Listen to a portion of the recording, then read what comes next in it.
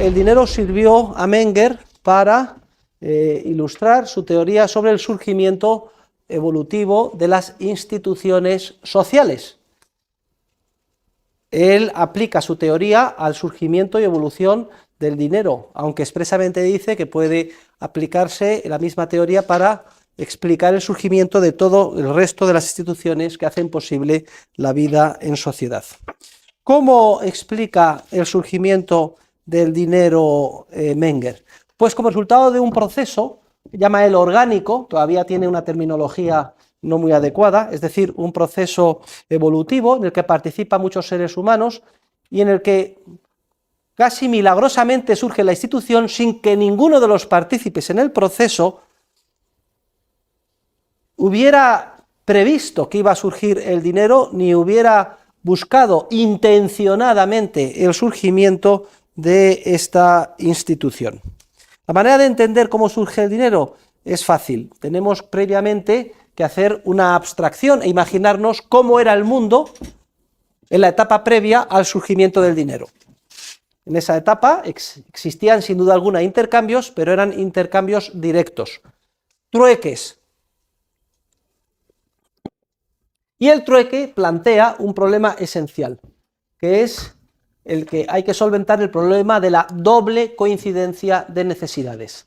Ya sabemos que todo intercambio se lleva a cabo si y solamente si cada una de las partes que interviene en él valora subjetivamente más aquello de lo que carece y tiene la otra parte que lo que ella tiene y espera dar a cambio.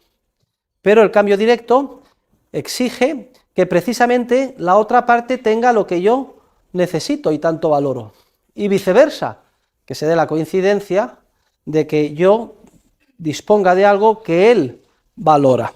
Y eso es lo que se llama el problema de la doble coincidencia de necesidades. Imagínense ustedes lo complicadísimo que sería, si no existiera un medio de intercambio, cerrar tratos desde el punto de vista comercial. Yo, por ejemplo, ofrecería mis servicios de profesor de economía, porque es lo único que sé y puedo hacer. Pero lo que necesito es mantenerme, alimentos, vestidos, etc. ¿Alguno de ustedes tiene una tienda de alimentos, de comestibles o un ultramarinos? Ninguno. ¿Alguno de ustedes tiene una sastrería o una tienda de ropa? Tampoco. Pues fíjense, si yo eso es lo que necesito, no podríamos cerrar el trato en forma de trueque o de cambio directo, porque no se da la doble coincidencia de necesidades. Entonces, lo que queremos explicar es que el trueque, el cambio directo, precisamente como exige como condición previa que cada parte tenga lo que desea la otra, restringe enormemente el ámbito de los intercambios potenciales que pueden llevarse a cabo. Una sociedad en la que no exista dinero es una sociedad en la que los intercambios se desarrollan a un nivel muy reducido. Es una sociedad en la que no es posible expandir la división del conocimiento, en la que es una sociedad en la que no es posible que se produzca un desarrollo de la civilización y de la información y del conocimiento como el que estamos acostumbrados o damos por supuesto en las sociedades modernas o en las sociedades en las que se utiliza el dinero. Entonces, históricamente, lo que explica Menger es un proceso, lo explica en términos abstractos, en términos teóricos, un proceso evolutivo, social, que está protagonizado por unos seres anónimos, de carne y hueso, que existieron, pero que no conocemos sus nombres y apellidos, pero que sin embargo hicieron un servicio de extraordinario valor a la civilización. Prácticamente unos hombres y unas mujeres a los que debemos todos. Y que en sus circunstancias particulares de tiempo y lugar fueron capaces de darse cuenta, antes que los demás, que conseguían mejor sus fines si en vez de exigir en los intercambios precisamente aquello que necesitaban, empezaban a exigir o a demandar un bien, no porque esperasen utilizarlo como bien de consumo o factor de producción, porque lo necesitaran para sus proyectos empresariales, sino un bien que ellos detectan, descubren, al principio de forma intuitiva, que es objeto con más frecuencia de intercambio, que es objeto que se cambia de manos con más frecuencia en el contexto histórico en el que viven. Se dan cuenta de que si piden ese bien que con más frecuencia se intercambia en el entorno, en el ámbito que les ha tocado vivir, les es más fácil luego encontrar a alguien que esté dispuesto a precisamente entregarles aquello que necesitan. Y este bien, que con más frecuencia se intercambie, variará de una circunstancia histórica a otra. En el antiguo Egipto, como consecuencia de las crecidas del Nilo, que dejaban inundado de feraces lodos ambas orillas, el bien por antonomasia era el trigo y los cereales, y era con gran diferencia el que más se intercambiaba de manos, cambiaba de manos. En la antigua Mesopotamia, por el contra, el bien más común pues eran las cabezas de ganado, ovino, ovejas, cabras, etc. En otras circunstancias históricas, por ejemplo, en Asia Menor, pues quizás en la zona de Palestina o la zona de los filisteos, etc., eran pequeñas piezas de metal, lo que más cambiaba de manos. En la medida en que esta estrategia de demandar a cambio de lo que uno tiene algo, pensando no en consumirlo, sino en utilizarlo como medio de intercambio más adelante, tiene éxito, paulatinamente y poco a poco empieza a solaparse a la demanda tradicional del bien en cuestión, por ejemplo en este caso el trigo, una demanda adicional como medio de intercambio. Y en la medida en que esa demanda adicional como medio de intercambio va aumentando, va generalizándose, poco a poco, sin darnos cuenta, va surgiendo un medio de intercambio común y generalmente aceptado, que es la definición teórica o praxeológica que vamos a dar al dinero. Luego, la institución del dinero surge como resultado de la perspicacia empresarial al principio de unos pocos, de una vanguardia de empresarios creativos que se dan cuenta de que consiguen mejor sus fines pidiendo por aquello, a cambio de aquello que tienen, un bien que ellos se dan cuenta que goza de más liquidez, que cambia más frecuentemente de manos en el contexto histórico en el que viven.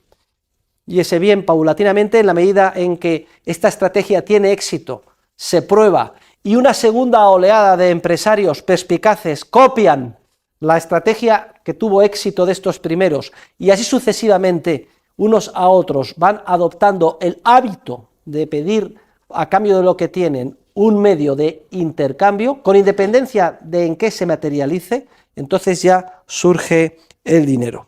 Se inicia un proceso impulsado por la empresarialidad que tiende a seleccionar entre todos los bienes aquel que más frecuentemente cambiaba de manos como medio de intercambio, hasta el punto de que por ser más fácil su venta que los otros, atrae una demanda adicional y cuando el proceso se culmina, la demanda mayoritaria de ese bien es precisamente como medio de intercambio y la demanda como factor de producción o bien de consumo pasa a tener una importancia secundaria. Ahora ya entendemos todos cómo se facilitan enormemente los intercambios, hay un medio de intercambio. Yo soy profesor de economía y lo que necesito es alimentos y vestidos, y aunque ustedes, ninguno de ustedes directamente disponga de vestidos y de alimentos, si hay un medio de intercambio el problema queda inmediatamente resuelto. Ustedes me pagan en unidades monetarias y luego yo ya con esas unidades monetarias, aunque no me las pueda comer ni vestirme de billetes, me será enormemente fácil encontrar a alguien que sí esté dispuesto a cambio del dinero de proporcionarme aquello que yo necesito. Surge así el que llamábamos en su día cambio indirecto, que permite la explosión sin límite de los intercambios. Y esto es curioso, es importante señalar y resaltarlo hoy aquí.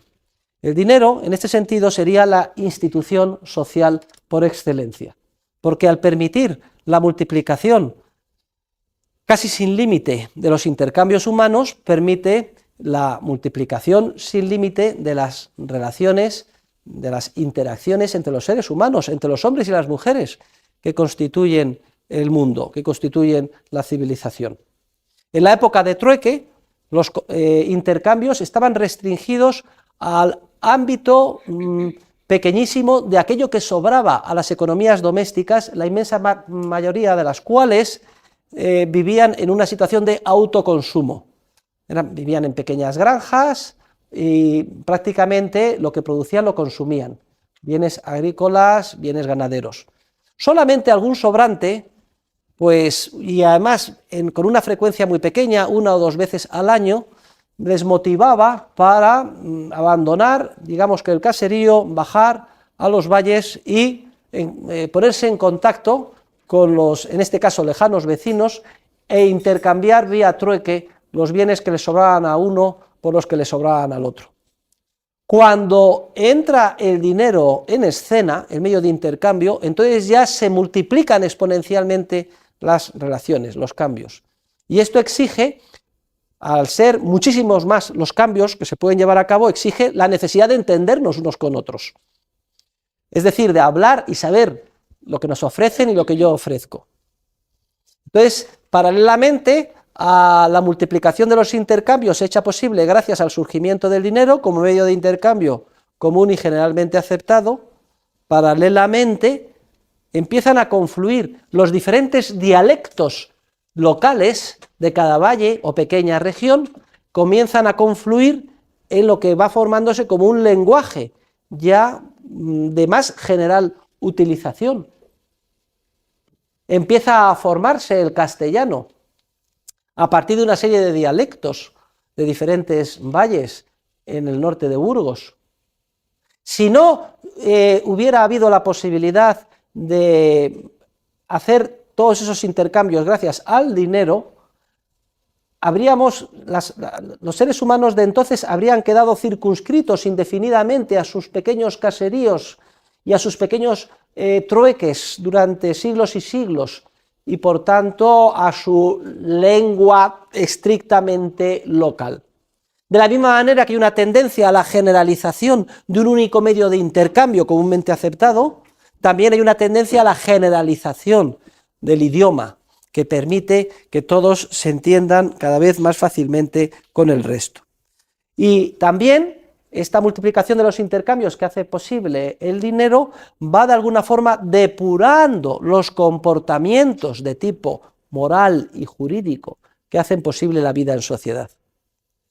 Porque un trato, un apretón de manos, ya conlleva un contrato de compraventa que tiene una serie de características que se van depurando por los expertos en derecho a lo largo de la teoría jurídica, que explica las normas que van descubriéndose a lo largo del proceso evolutivo de cooperación social y que hacen posible el avance de la civilización, y también las normas éticas.